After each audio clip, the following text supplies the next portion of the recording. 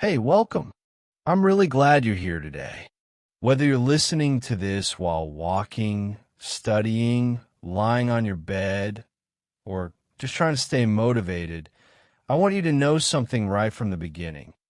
Improving your English alone is not only possible, it's actually one of the strongest ways to truly own the language. A lot of people don't realize this, but when you learn English by yourself, without a teacher watching you, without classmates judging you, without pressure, you create a very personal relationship with the language.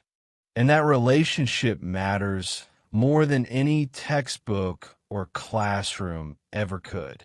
Let's be honest for a moment. Learning English alone can feel lonely sometimes. You might feel like you're talking to yourself, like you're repeating words into empty space, like no one is there to correct you or encourage you.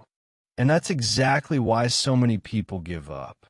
They think they need someone else to push them forward.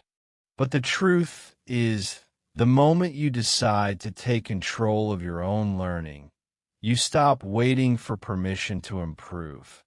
You stop waiting for the perfect teacher, the perfect course, the perfect time.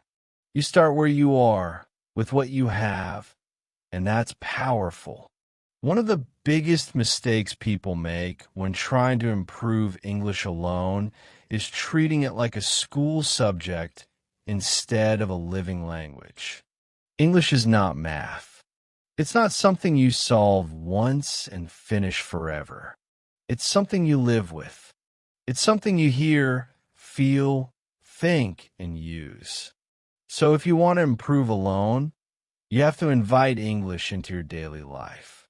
Not in a dramatic way, not by studying 10 hours a day, but by letting it exist around you. When you wake up, when you scroll on your phone, when you listen to music, when you watch videos, English should slowly become familiar, like background noise that eventually turns into meaning. Think about how you learned your first language. No one gave you grammar rules at the beginning. No one asked you to memorize verb tenses. You listened. You copied.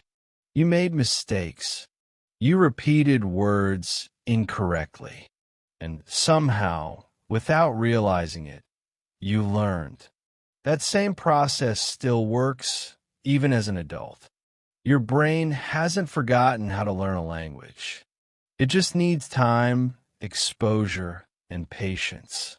When you improve English alone, listening becomes your best friend. Listening trains your ear. It teaches you rhythm.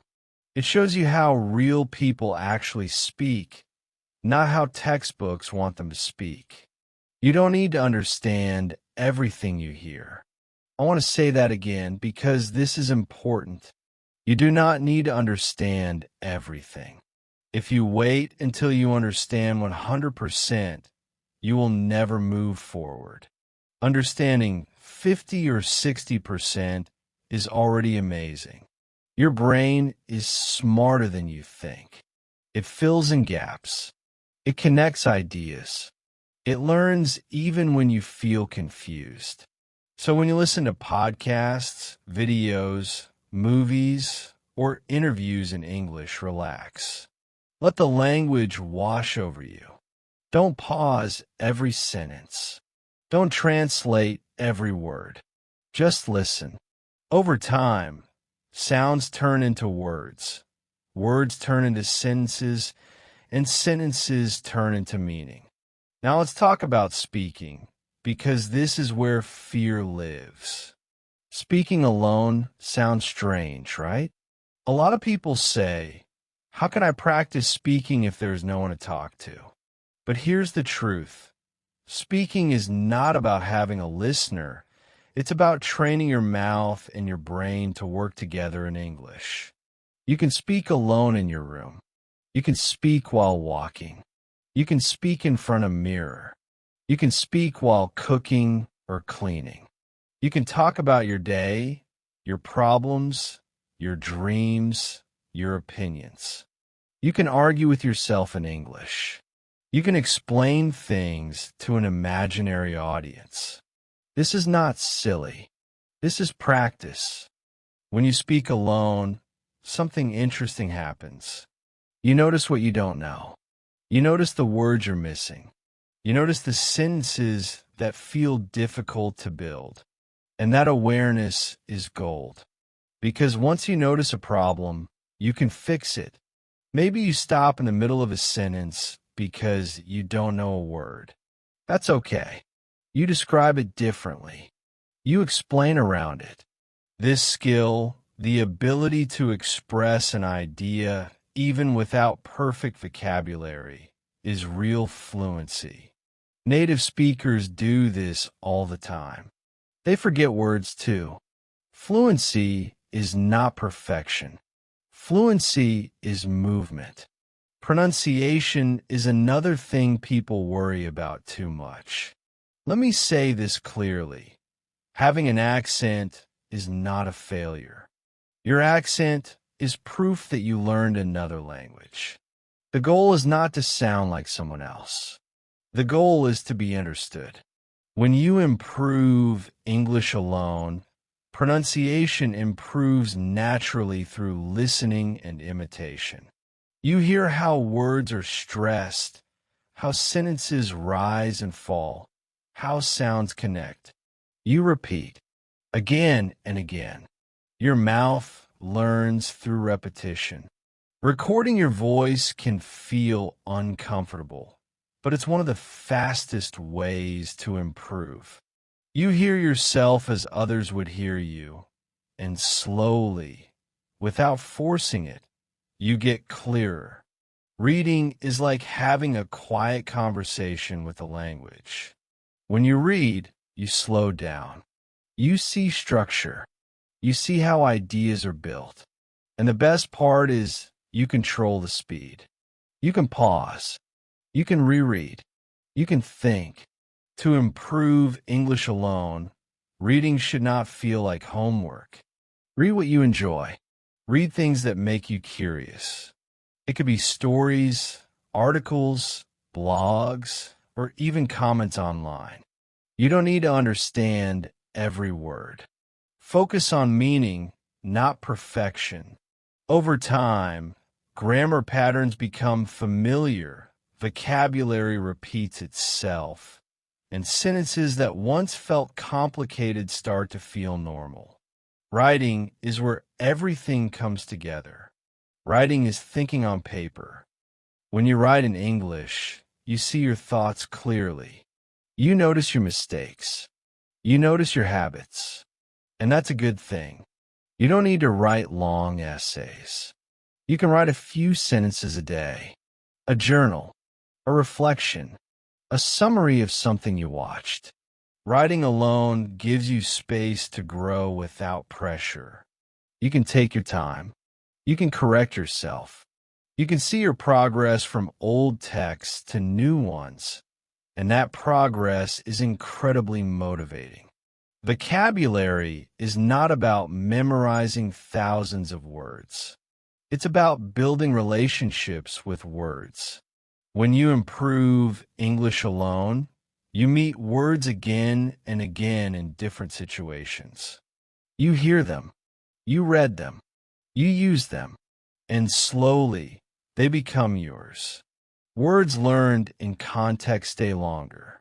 Words learned through emotion, interest, or repetition become natural. Don't chase rare words.